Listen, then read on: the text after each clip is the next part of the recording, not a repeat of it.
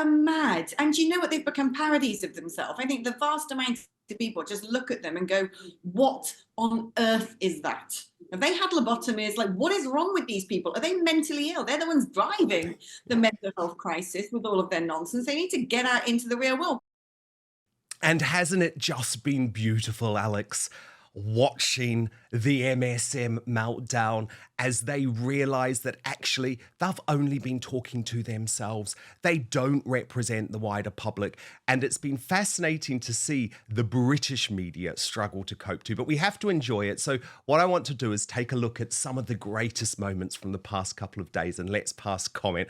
I think perhaps, yeah, exactly, perhaps the most insane was Natasha Devons, who had a full-on breakdown on LBC over the weekend. Weeping for the planet. It's devastating to think that our planet is going to have to endure even more abuse from humankind because the leader of the most powerful country in the Western world doesn't believe in man-made climate change. And of course, I'm scared for transgender people, for the LGBTQ community more broadly, for Black people, for other people of colour, for immigrants, for refugees. I'm sad for the American people who voted for Trump because they thought it would make their groceries and gas cheaper. Because according to Bloomberg forecasting, Trump's plans to deport millions of immigrants and slap tariffs on everything will plunge the United States into, at very least, a recession and at worst, a depression. So yes, I did cry this week. Alex Phillips, how do you respond to Natasha Devons' tears? Oh my God. Do you know, I think these people have spent so long gaslighting us, they've gaslit themselves, and they believe the words that come out of their mouths. They're utterly ludicrous. I mean, we've lived through one Trump presidency, and he's not, attacking people of colour or the LGBT community. I mean, what she basically, that was woke bingo, wasn't it? We had climate change, we had refugees, we had people of colour. Did we have women's rights over their own bodies? That was probably tossed in there. Oh, economic meltdown, just like happened as a result of Brexit. The cataclysm of finally a country, I don't know, just being a country and standing up for what its people want. Oh my goodness, you can't allow that to happen. That's against the New World Order. These people are laughable. Yeah, and she's not speaking for you as a woman. She's not speaking for me as a gay man. Don't you dare lump me into your grouping. Thank you very much. People are mad. And you know what? They've become parodies of themselves. I think the vast amount of people just look at them and go, what on earth is that? Have they had lobotomies? Like, what is wrong with these people? Are they mentally ill? They're the ones driving the mental health crisis with all of their nonsense. They need to get out into the real world. Guess what? Jill and John don't give a shit about climate change. Jill and John aren't particularly worried about whether someone's come from Afghanistan or Syria. No one cares. No one's heart is bleeding about this stuff. What they care about is being able to feed their family, send them to a good school, not getting stabbed in the street. I mean, these people just live in a cloud cuckoo land, but their day has come. It's over. It's gone, folks. Give up. It is. It is. And what I love, Alex, is seeing how they are now slightly trying to change the narrative as if we're stupid. And we saw this on Sly News over the weekend. I want to show you a couple of examples. So firstly, they got John Sopel from the news agents on to talk about Elon Musk. Watch this. Can we just say about Elon Musk, because we're part of the press, Elon Musk has a platform called X. He's a brilliant space entrepreneur. He's a brilliant, clean battery Tesla entrepreneur, but he's not a politician. And he has taken X and he has used it as a weapon to bash actual truth. Sorry. He has, in his algorithms, well, of course, have gone hard right. He would say that we know that that's not true. About freedom of expression. Did you see what he did to your own government during the riots? Well, I mean, come on. I think. And actually, Alex Phillips, what Elon Musk did during the riots was, and I, by the way, say so-called riots because most of them weren't riots, but that's another conversation which we'll have later on in the show. But what he did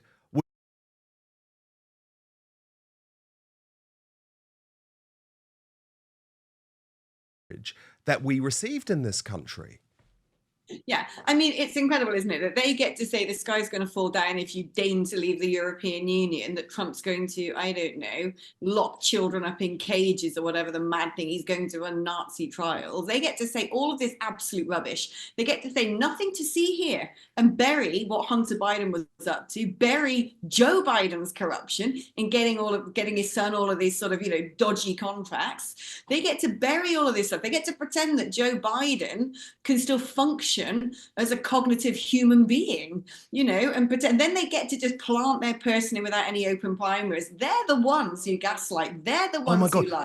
Yes. They're the ones who get cover-ups. Well, given you mentioned Biden, I have to play you this because I was so furious, and you're so right to use the term gaslighting, because all of a sudden John Sopel, who ignored the Biden story when people like me were talking about it week after week, month after month, the US has a dementia-plagued president. All of a sudden, now he's decided it's a scandal, as if we aren't aware of the fact that he ignored it for all of those months. Have a look at this.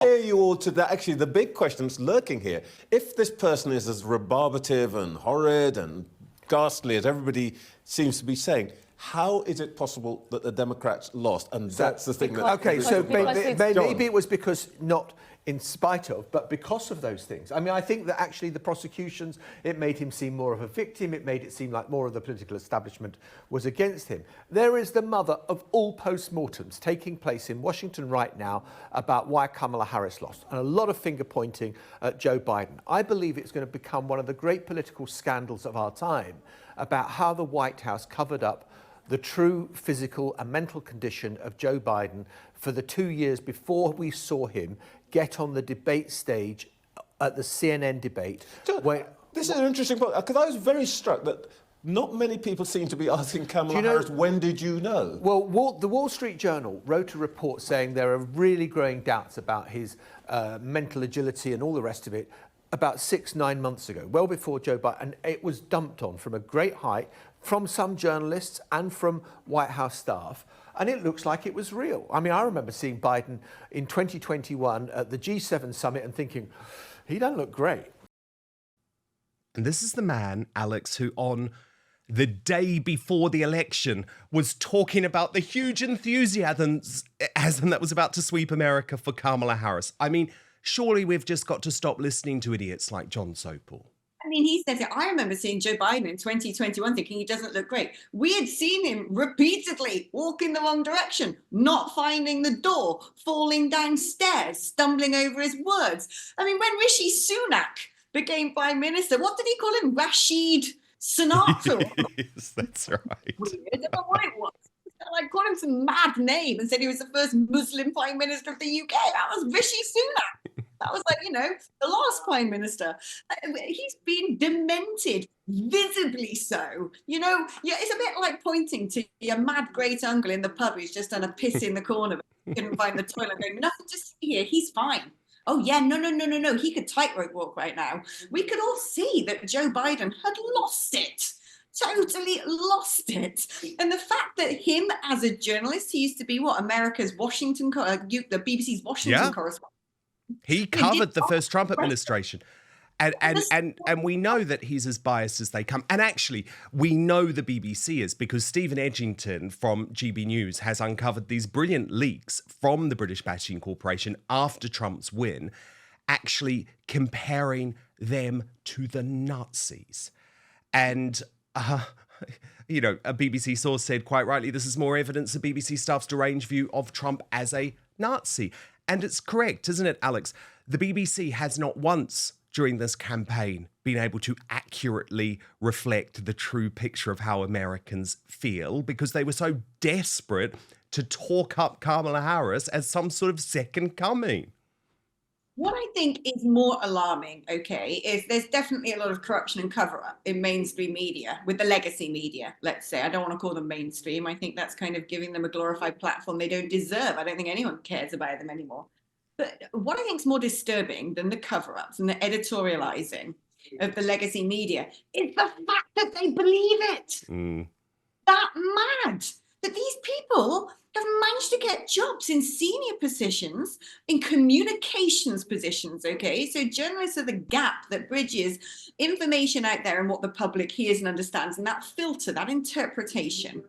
And somehow these people have found themselves in a professional sphere where their job is supposed to be the curator and arbiter of information, and they are themselves utterly balmy. Yeah. They're like island crazy. Totally. But Alex, they're even more mad in the US. Even more mad. I have to show you someone on MSNBC who is taken seriously, right, as a political commentator, literally linking podcasts like Joe Rogan to fascism. This is one of the most bonkers minutes you will see, but it's so important to show you how mad the MSM are. Particularly the media ecosystem it's not a good one, it's a negative one, it's a radicalization funnel. But what they have done in their online media ecosystem is build a radicalization engine, literally the way militant groups do around the world, that takes people from relatively low-level annoyances with the world. Why are eggs so expensive? Why is my kid learning this new thing in American history in school that I didn't learn? And then moves them through YouTube videos, through podcasts, moves them from that annoyance all the way slowly to a full-blown fascist politics. It's an elaborate multi-billion-dollar infrastructure, and there is nothing like it on the pro-democracy side. We don't have when a man is just lost and lonely and not yet radicalized, we don't have the equivalent of Joe Rogan and Jordan Peterson to move that man in a feminist direction. By the way, we should educate men that it's actually really great to live with a strong woman who makes money. It's actually easier. Life is easier. But I think We've partnered with Gundry MD to share this information with you. Would you believe me if I told you inside your pantry right now is one of the healthiest foods on the planet? Yep, it's true, and it's not some weird, trendy superfood. Spoiler alert, it's olive oil. You're probably used to cooking with it, but there are countless ways to use olive oil, and it will make you look and feel younger. For example, olive oil is a natural way to help you achieve a more youthful appearance. Besides helping you look younger on the outside, it's a fantastic tool for your insides as well. According to Dr. Stephen Gundry, a famous cardiothoracic surgeon, nutrition expert, and health advocate, you should get as much high-quality olive oil into your daily routine as possible. Whether it's taking a shot of it daily or keeping a bottle of it in your bathroom medicine cupboard. But what kind of olive oil is best for your health? Well, any olive oil can give you some benefits, but if you're looking to get the best results, it matters a lot which one you pick. The olive oil industry is huge. You can tell by the number of olive oil brands you see at the grocery store, and you can bet they're not all made with the consumer in mind. And many brands may even cut corners one way or another to increase profits. When Dr. Gundry came to this realization, he was appalled. But some olive oils are so powerful, it may only take a few tablespoons a week to see those incredible health benefits. So how can you tell between an olive oil that can be a health booster and one which isn't up to par? In an effort to answer that question, Dr. Gundry has decided to take a stand and release his personal research and findings. Now, this video has gone viral since its release, and it's important you see it so you can start benefiting immediately. You can watch the video right now by going to getolive1.com/outspoken or by clicking the link in the description box below. That's getthe1.com/outspoken or just click on the link in the description box below. People who have taken his advice have shared their results with him, saying the olive oil they bought after learning his simple rules have helped change their lives. So make sure you go to getolive1.com/outspoken or click on the link in the description box below. I mean, Alex, look at how they think. So commentators like us are apparently creating little Nazis. Well, we're Goebbels, baby. At this point, we're Goebbels. But what is it as well about these people. There is something, you see them, you can tell when you look at them and when you hear their voice, there's something going on at a sort of biochemical level. These weird low testosterone men, these sort of strange shrill women, you honestly, you can actually see it in their eyes, something about the way they look and compose themselves, that they don't look well, that something fundamentally in their biology has gone wonky. And I want to know what it is. What are they eating? What are they drinking? How do they get to that stage? I mean, this guy, like I said, he spent so long in the process of gaslighting. I tell you what goes on here, right? Worse in America than it is in Britain.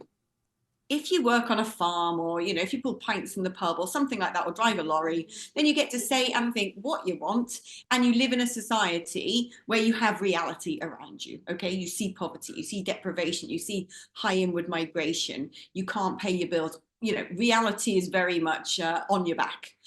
If you're somebody who works in a grey collar industry, and worse still if it's in the creative industries, then you know, in order to get to the next stage of your career, you've got to go along with this shit. You've got to say, yeah, you know, I've got gay friends, or then that escalates to all trans rights, and then that's I love all refugees. And you know, you've got to say those things. If you, even as a teacher, if you said I voted Brexit, that's it, ostracized in the staff room. You're not going to be head of department. You're not going to be head of year. You're never going to be deputy head, let alone headmaster. So in order to get to the next stage process, you've got to go along with it. And I think these people have done it because they've had to do it to get to where they get to. They've done it so much that they believe it. They're now totally indoctrinated. Yeah, they are. And what's interesting to me, Alex, is can this be a moment where things change forever? And you know, Steve Bannon, who I have great respect for, is on certainly the more, shall we say, revolutionary side of the Trump orbit, but he is still incredibly influential in that world. And I want to show you the proposal that he is putting forward to Donald about how the mainstream media should be treated as soon as Trump takes office in early January. Watch this. Put the media over there. Get them out of the West Wing. They don't deserve to be. Put them out of the West Wing. In first three rows, so MSM, NBC, CBS, ABC, suck on this, because this, I hope, is the plan that gets implemented. The first three rows are all the podcasts and the bros and all that. The first three rows of that, new media, alternative media, the streaming services. You guys are like in the cheap seats. You're in the fifth and sixth row because you know what? You deserve to be in the cheap seats. All you do is attack him and rip him apart. You think we're now going to honor you? No, the Helen Thomases of the world, the tremendous reporter, I think she was UPI or AP, who always got the first question, boom, that should be new media. Alex, I mean, clearly I have a vested interest, but music to my ears. He's right, isn't he? Wouldn't it be great if that's how Trump treated the media? Because that's how this can go from being a moment in time to a permanent revolution, a permanent destruction of these disgusting MSM forces that for so long have tried to do down ordinary people. So, with all due respect to Steve Bannon, who I think is a brilliant mind, I think the idea of fully destructing professional journalism is one of those be careful what you wish for, because as a, you know, you're a professional journalist, I'm a professional journalist, and we actually know there are things you have to do. You've got to understand libel, you've got to understand balance, you've got to have right of reply. There's, you know, it's a bit like saying, you know, I've watched Grey's Anatomy and now I'm going to be a heart surgeon. There is a professionalism to journalism, there is an artistry. The fact that we've got the wrong people doing it and they've betrayed it, they've bastardized it, they've completely ruined the profession and discredited it, it's vile, it burns, it hurts, you know, to watch that happen. I think that, you know, organic forces are going to make these companies turn around, because they're not going to have the footfall, they're not going to have the eyes on. Commercially, they're going to have to switch up. Let the market forces do that, okay? I think if, you know, Trump listens to Bannon and he suddenly goes, right, I'm banning legacy media, or, you know, putting them, relegating to the backseat, and I'm just going to have a load of podcasters and all the rest instead, citizen journalists, whilst I think they should be in the room, and invited to do that. And I think it's so important because we're holding the feet to the fire of the so-called professional journalists. I think it would play too much into the narrative of some sort of fascistic narrative control. So I would say, cool it, Steve. I think you make a very good point. I'm with you in terms of your sentiment, but actually let the market do its work, because at the end of the day, people are tuning out. And if they want to survive, look, I mean, the industry, the linear output industry is dying. Yes. It's in a downward spiral. It's in a death spiral. It's why people like you and I do this now. They are losing Yeah, and the money. biggest numbers on YouTube on election night were for PBD, for his coverage with Candace Owens of the election result, for Megyn Kelly and her coverage of the election result, for the Daily Wire and their coverage. They were not for the legacy media operations like CBS, NBC. So I think you're right. The market is making the decision. And actually, let me just show you Alex Phillips' beautiful, brand new Substack. That's what she said. Now, if you look there is an exclusive interview with Tommy Robinson that took place just before he entered prison. It was a very emotional interview. I'm going to ask Alex about it, and we'll watch some of it in just 1 minute, so don't go anywhere. Thank you so much for watching Dan Wootton Outspoken. Please click on my face just to the bottom left to subscribe to this brand new independent news source and turn on the notification bell so you'll be alerted to our brand new live shows, uncancelled interviews, and special royal episodes. Outspoken is also now available as a podcast, so you can listen to the show every weekday on the go, wherever you are.